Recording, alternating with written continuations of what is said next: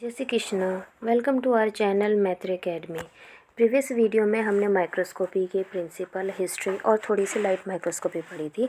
आज के वीडियो में हमने फेस कंट्रास्ट माइक्रोस्कोपी पढ़ना है। इसकी क्या प्रिंसिपल है और क्या इसका एप्लीकेशन होगा, क्या इसका डिफरेंस है ब्राइट फील्ड माइक्रोस्कोपी के साथ, वो हम आज डिस्कस करेंगे। फेस कंट्रास्ट माइक्रोस्कोप जो है ये किसने इन्वेंट किया था? ये इन्वेंट किया था फ्रिट्ज़-ज़ेर्निके ने। कब किया था? 1934 में। और इनको इस इन्वेंशन के लिए नोबेल प्राइज़ दिया गया था 1953 में। अब फेस कंट्रास्ट माइक्रोस्कोपी में क्या डिस्कशन होगा, हम इस डायग्राम के थ्रू इसको एक बार देख लेते हैं। आपकी बुक में जो ये डायग्राम दे रखा है ये है फेस कंट्रास्ट माइक्रोस्कोप का डायग्राम। इस डायग्राम में आपको एक लाइट सोर्स गिवन है जो कि एज ए लैम्प है, और ये एनुलर डायफ्रागम और ऑब्जेक्टिव लेंस में एक और प्लेट है, फेस प्लेट। ये फेस कंट्रास्ट माइक्रोस्कोप में ये दोनों प्लेट सबसे ज़्यादा इम्पॉर्टेंट है, और ये डिफरेंस भी है बाकी सभी माइक्रोस्कोप में। अगर हम फेस कंट्रास्ट माइक्रोस्कोप को देखें तो इसका जो मेन पॉइंट होगा वो होगा एनुलर डायफ्रागम का प्रेजेंट होना, और साथ ही साथ में ऑब्जेक्टिव लेंस में फेस प्लेट का प्रेजेंट होना। इन दोनों की वजह से ही फेस कंट्रास्ट माइक्रोस्कोप में हमें बहुत सुंदर और ब्राइट इमेज दिखाई देती है। सबसे पहले हम यहाँ डिस्कस करेंगे लाइट सोर्स, लैम्प, जहाँ से हमारी लाइट रेज़ रिलीज़ होंगी और ये डायफ्रागम से पास होते हुए कंडेंसर के थ्रू स्पेसिमन में जाएगी, जो कि स्पेसिमन हमारा स्टेज के ऊपर प्रेजेंट है। स्पेसिमन में आपके पास मान के चलो हमने एक सेल विजुअलाइज करना है बेसिकली, तो सेल के अंदर हमारे पास सेल ऑर्गेनेलीज प्रेजेंट होंगी। ठीक है, तो सेल ऑर्गेनेलीज क्या होती हैं? जब भी लाइट रेज इन सेल ऑर्गेनेलीज के थ्रू पास होंगी तो बहुत ज़्यादा पॉसिबिलिटीज़ हैं कि ये लाइट रेज को डिविएट कर दें, डिफ्रेक्ट कर दें। और अगर लाइट रेज इन सेल ऑर्गेनेल से पास ना होकर ये जो फ्री स्पेस है यहाँ से पास होंगी तो लाइट रेज जो हैं वो डिविएट नहीं होंगी। यहाँ पर जो मेन प्रिंसिपल होगा इन्हीं लाइट रेज की डिविएशन और डिविएट ना होने के ऊपर ही डिस्कस करेंगे, और ये जो प्रिंसिपल होगा इन लाइट रेज के ऊपर ही हमने डिस्कस करना है। तो जैसे ही ये लाइट रेज स्पेसिमेन से पास होंगी तो हमारे पास दो टाइप्स की लाइट रेज मिलेंगी। पहला है अनरिफ्रैक्टेड, और हम कह सकते हैं जो डेविएट नहीं हुई। क्यों डेविएट नहीं हुई? क्योंकि वो सेल के उस पार्ट से गई है जहाँ पर सेल में काफ़ी स्पेस रही होगी। तो ये है अनडेविएटेड रेज, जिसको इन्होंने प्रेजेंट किया है यू से। और दूसरी टाइप की रेज है यहाँ पर रिफ्लेक्टेड रेज, आर रेज, और ये रिफ्लेक्टेड और डेविएटेड रेज है। ये डेविएट क्यों हुई हैं? क्योंकि ये ऑर्गेनली से पास हुई हैं, इसलिए ये डेविएट हुई हैं।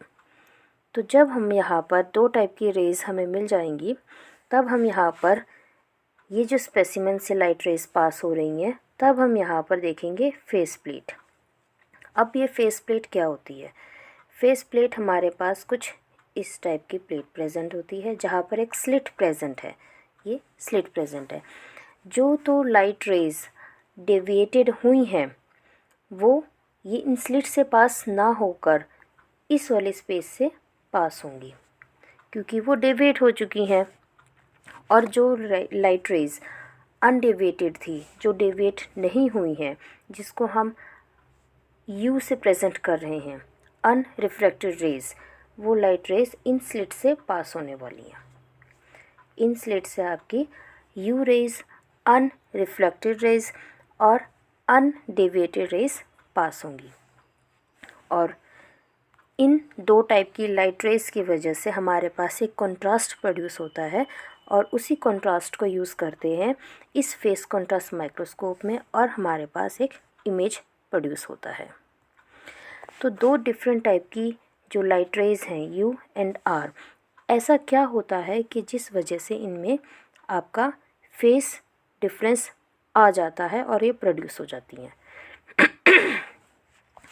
अगर हम देखें आपके राइट साइड में एक इमेज दिख रही है आपको, ये आपकी यू या कह लें अनरिफ्रैक्टेड रेज हैं, और ये है आर रिफ्लेक्टेड रेज।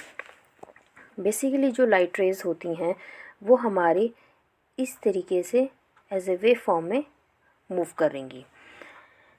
तो यहाँ हमने जो प्रिंसिपल देखना है वो हमारे पास दो टाइप की वेव्स हैं, या तो वेव्स सेम डायरेक्शन में मूव करें जस्ट लाइक दिस, जैसे आपका ये ग्रीन कलर का और रेड कलर की लाइट रेज जा रही हैं, अगर तो ये सेम डायरेक्शन में हुई तो हम इसको बोलते हैं इन फेस, और अगर ये ऑपोजिट डायरेक्शन में इस तरीके से मूव करें तब हम इनको बोलेंगे out of face, out of face light rays. तो या तो वो सेम डायरेक्शन में होंगी जैसे आपकी रेड एंड ग्रीन है, या तो वो ऑपोजिट डायरेक्शन में होंगी जैसे ये रेड एंड ब्लू है। तो ये ऑपोजिट डायरेक्शन को हम बोलेंगे आउट ऑफ फेस। अब आउट ऑफ फेस दो टाइप की होती हैं, या तो कंप्लीट आउट ऑफ फेस होंगी या पार्शियल या इनकम्प्लीट आउट ऑफ फेस होंगी। तो यहाँ पर जो हम देख रहे हैं, यहाँ पर आपका जो फेस डिफरेंस होगा, यहाँ हमारे पास जो फेस डिफरेंस होगा डेविएटेड और अनडेविएटेड के बीच में, वो होगा 1/2 लैम्डा का, और यहाँ पर हमने देखा है 1/4 लैम्डा का। तो अगर हम फेस कॉन्ट्रास्ट माइक्रोस्कोप के बारे में बात करें तो यहाँ पर जो हमारा पास फेस डिफरेंस रहता है वो हम बेसिकली 90 डिग्री का फेस डिफरेंस या 1/4 लैम्डा का फेस डिफरेंस मेंटेन करके रखते हैं। तो ये जो फेस डिफरेंस होता है, ये फेस डिफरेंस किस वजह से होता है और कौन इसको प्रोड्यूस करने में हेल्प करता है, वो हम इस डायग्राम के थ्रू और डिटेल में समझने की कोशिश करते हैं। अगर आप देखेंगे फेस कॉन्ट्रास्ट माइक्रोस्कोप का ये डायग्राम, मैंने यहाँ पर आपको 3 डायग्राम्स दिखाए हैं, रे डायग्राम दिखाया है, जिसमें आपका फर्स्ट डायग्राम है ब्राइट फील्ड माइक्रोस्कोप का, सेकंड है डार्क फील्ड माइक्रोस्कोप का, और जो थर्ड है वो है फेस कॉन्ट्रास्ट माइक्रोस्कोप का।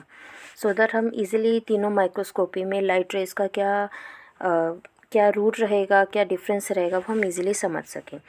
अगर हम ब्राइट फील्ड माइक्रोस्कोप को देखें तो हमारे पास सिंपल एक लाइट सोर्स होता है, कंडेंसर है, then we have specimen on the stage and objective lens and ocular lens. Ocular lens और आई लेंस सेम ही होता है, तो आप कोई कन्फ्यूजन मत करिएगा कि ओक्यूलर क्या है। ठीक है, आई होप इतना क्लियर हो गया आपको। तो लाइट रेज जैसे ही लाइट सोर्स से प्रोड्यूस होती हैं, कंडेंसर के थ्रू पास होकर स्पेसिमन में जाएगा एंड देन ऑब्जेक्टिव लेंस के थ्रू ओक्यूलर लेंस में आएगा। क्रिस्टल क्लियर, कोई प्रॉब्लम नहीं है। ठीक है, अच्छा, अब डार्क फील्ड और ब्राइट फील्ड में क्या डिफरेंस है? जो डार्क फील्ड माइक्रोस्कोप में हमारे पास एक डिस्क आ जाता है जिसको हम बोलते हैं ओपेक डिस्क। ठीक है, अब इस ओपेक डिस्क का क्या फंक्शन है? ओपेक डिस्क जो है लाइट सोर्स से जो सेंटर पोर्शन से जो लाइट आ रही है, अगर आप इसको ध्यान से देखेंगे, सेंटर पोर्शन से जो लाइट रेज आएगी उन्हें वो ऑब्स्ट्रक्ट कर देगा, उनको वो पास ऑन करने नहीं देगा। तो जितनी लाइट रेज ये साइड से जा रहा है ना, ओब्लिक एंगल से, इन्हीं को ये अलाउ करेगा।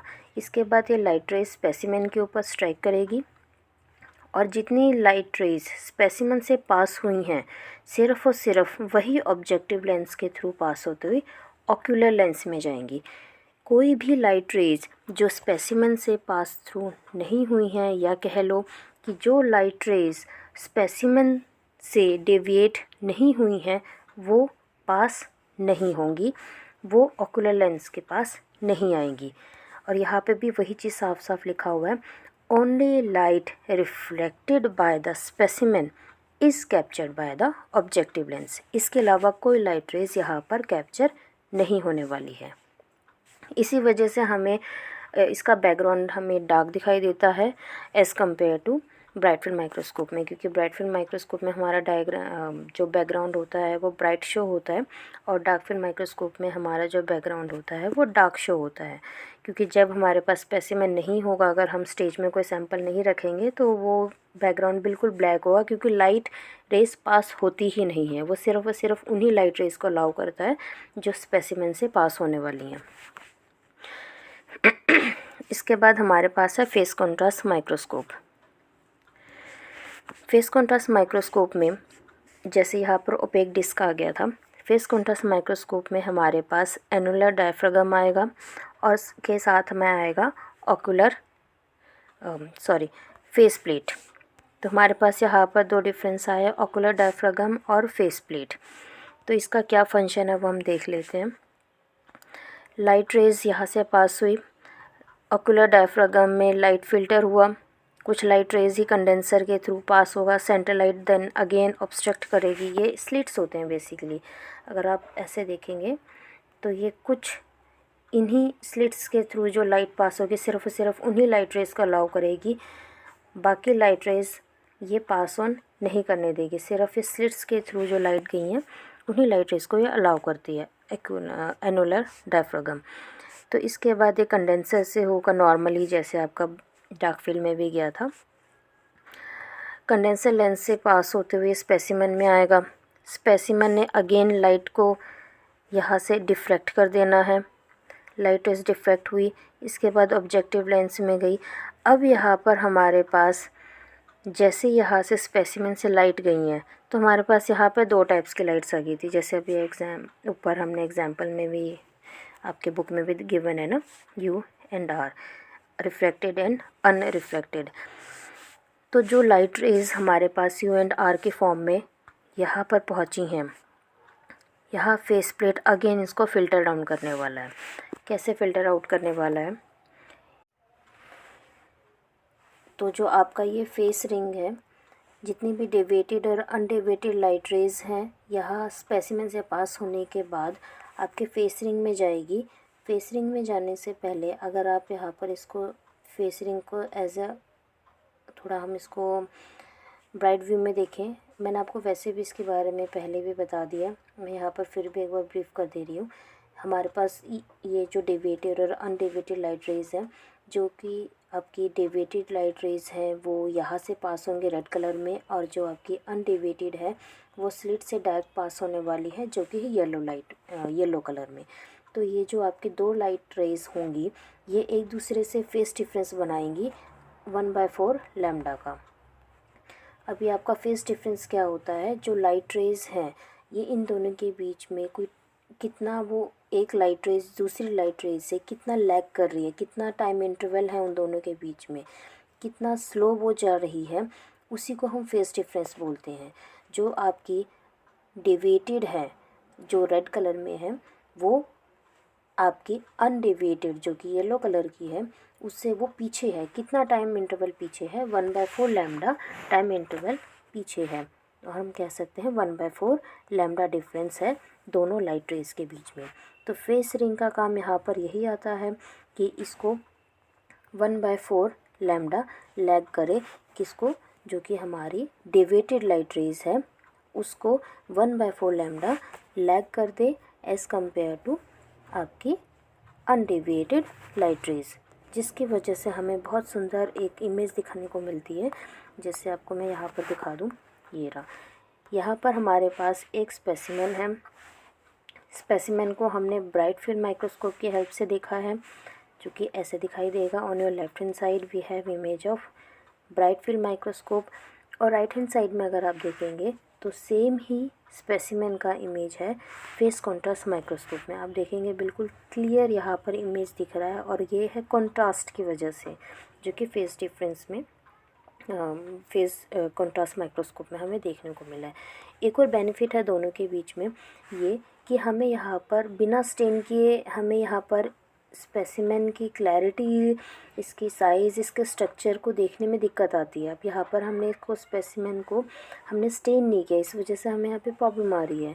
बट यहाँ पर हमने इसको स्टेन नहीं किया है, बट फिर भी ये फेस कॉन्ट्रास्ट माइक्रोस्कोप में हमें बिल्कुल क्लियर दिखाई दे रहा है।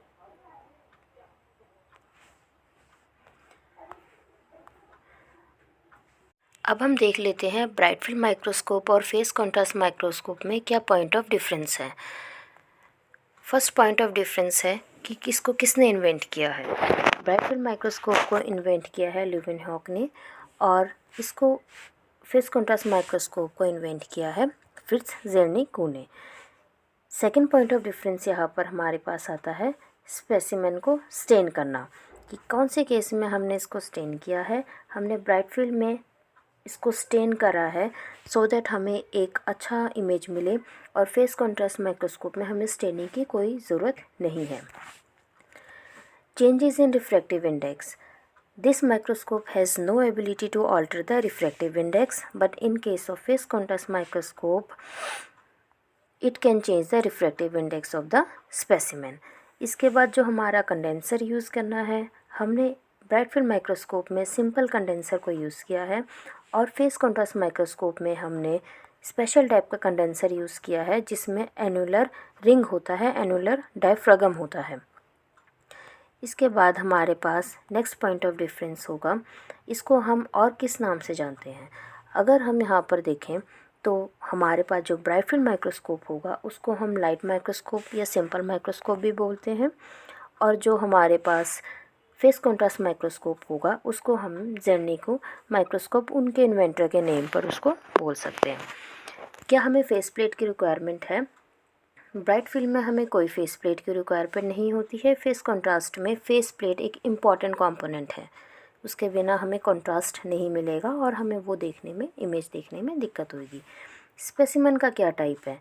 ब्राइट फील्ड माइक्रोस्कोप में हम नॉन लिविंग सेल्स को ही ऑब्ज़र्व कर सकते हैं, क्योंकि हम ब्राइट फील्ड माइक्रोस्कोप में स्टेनिंग कर रहे हैं तो क्वाइट ऑब्वियस आपका लिविंग सेल लिविंग रहेगा ही नहीं, वो नॉन लिविंग हो जाएगा। बट अगर हम फेस कॉन्ट्रास्ट माइक्रोस्कोप के केस में देखें तो क्योंकि हमें स्टेनिंग की ज़रूरत नहीं है तो हम लिविंग सेल्स को भी इजीली ऑब्ज़र्व कर सकते हैं। कॉस्ट ऑब्वियसली अब इतना इसका बेनिफिट है तो कंपैरेटिवली कॉस्टली है। इसके बाद इसको यूज़ कर सकते हैं इजीली। इसको ऑपरेट करने में आपको थोड़ा एक्सपर्टीज़ चाहिए होगा as compare to bright field microscope. Image quality obviously phase contrast से बहुत ज़्यादा बेटर है। इसके बाद हम अगर नेक्स्ट पॉइंट ऑफ डिफरेंस देखें तो है इसका स्पेसिमेन का थिकनेस। ब्राइट फील्ड माइक्रोस्कोप में हमें थिकनेस का कोई मैटर नहीं करना है, बट इस केस में हमें अगर हम थिक स्पेसिमेन लें तो हो सकता है कि हमें वहाँ पर इमेज इतना क्लियर ना विजिबल हो, तो हमें यहाँ पे थिन स्लाइसेस उसके स्पेसिमेन प्रिपरेशन में करने पड़ेंगे। इसके बाद अगेन हमें यहाँ पर स्पेसिमेन थिन ही चाहिए आपके फेस कॉन्ट्रास्ट माइक्रोस्कोप के केस में। अब क्योंकि आपके ब्राइट फील्ड माइक्रोस्कोप में हम लिविंग सेल्स को ऑब्ज़र्व नहीं कर सकते हैं तो क्वाइट ऑब्वियस हम उसका सेल डिवीज़न भी नहीं देख सकते हैं। बट फेस कॉन्ट्रास्ट माइक्रोस्कोप के केस में हम लिविंग सेल्स को ऑब्ज़र्व कर सकते हैं, तो इस वजह से हम सेल डिवीज़न भी ऑब्ज़र्व कर सकते हैं। इसके साथ ही इंट्रासेलुलर स्ट्रक्चर वो भी विजिबल नहीं होगा, बट यहाँ पर हमें इंट्रासेलुलर कंपोनेंट्स क्लियरली विजिबल होंगे क्योंकि इसका resolution as compare to bright field बहुत अच्छा है। तो हमने अभी यहाँ पर इसका कंपैरिजन कर लिया कि ब्राइट फील्ड में क्या कंपैरिजन है एज़ कम्पेयर टू आपका फेस कॉन्ट्रास्ट माइक्रोस्कोप। तो यहाँ इसके कुछ यूजेस बताए हैं कि अगर हमारे को कोई स्टेनिंग की प्रॉब्लम हो रही है, क्योंकि हमें ब्राइट फील्ड माइक्रोस्कोप में भी हमने उसको देख लिया कि उसमें हम लिविंग सेल्स को ऑब्ज़र्व नहीं कर सकते हैं, लिविंग सेल्स को उसके अंदर के स्ट्रक्चर्स को इतने क्लियरली हम ब्राइट फील्ड माइक्रोस्कोप में नहीं देख सकते हैं जितने क्लियरली हम फेस कॉन्ट्रास्ट माइक्रोस्कोप में देख सकते हैं। तो जो प्रॉब्लम ऑफ स्टेनिंग है और जो इसके ब्राइटनेस से रिलेटेड जो भी प्रॉब्लम है उसको हम ओवरकम कर सकते हैं फेस कॉन्ट्रास्ट माइक्रोस्कोपी की हेल्प से। इससे हमें कलरफुल स्पेसिमेंस को ऑब्ज़र्व करने में भी हेल्पफुल होगा, और ट्रांसपेरेंट, क्योंकि हम स्टेनिंग को यूज़ नहीं कर रहे हैं तो हमें ट्रांसपेरेंट स्ट्रक्चर भी देखने को मिलेगा। तो यहाँ पर हमारे पास फेस कॉन्ट्रास्ट माइक्रोस्कोप में as compare to bright field microscope काफ़ी बेनिफिट मिलता है। इसके बाद हमारा नेक्स्ट माइक्रोस्कोपी होता है वो है फ्लोरोसेंट माइक्रोस्कोपी। फ्लोरोसेंट माइक्रोस्कोपी जैसे आपको नाम लग रहा है तो यहाँ पे ज़रूर कुछ फ्लोरोसेंट कंपोनेंट हम यहाँ पर यूज़ करने वाले हैं। बिल्कुल, आप बिल्कुल सही गेस कर रहे हैं। फ्लोरोसेंट माइक्रोस्कोप में हम यूज़ करते हैं फ्लोरोसेंट, एक टाइप का ये आपका केमिकल होता है जो एक टाइप का वेवलेंथ को ऑब्जॉर्ब करेगा और एक दूसरे टाइप का वेवलेंथ को ये एमिट करने वाला है। फ्लोरोसेंट क्या, अगर आपको +1 +2 में याद होगा तो फ्लोरोसेंट कंपोनेंट्स वही कंपोनेंट्स होते हैं जो एक पर्टिकुलर वेवलेंथ की लाइट को ऑब्ज़र्व करते हैं और एक डिफरेंट वेवलेंथ को वो एमिट करते हैं। तो यहाँ पर वह लिखा हुआ, light of one wavelength excites the fluorescent molecules while the light of other wavelength collects the emitted light. तो अब हम यहाँ फ्लोरेसेंट माइक्रोस्कोप में इन फ्लोरेसेंस को यूज़ करने वाले हैं, इन फ्लोरेसेंट डाई को यूज़ करने वाले हैं। तो फ्लोरेसेंट डाइस को हम यूज़ कैसे करते हैं, कैसे हम इसको प्रिपेयर करते हैं। फ्लोरेसिंग स्ट्रक्चर्स को हम यूज़ करने से पहले इनको हम स्टेन करते हैं।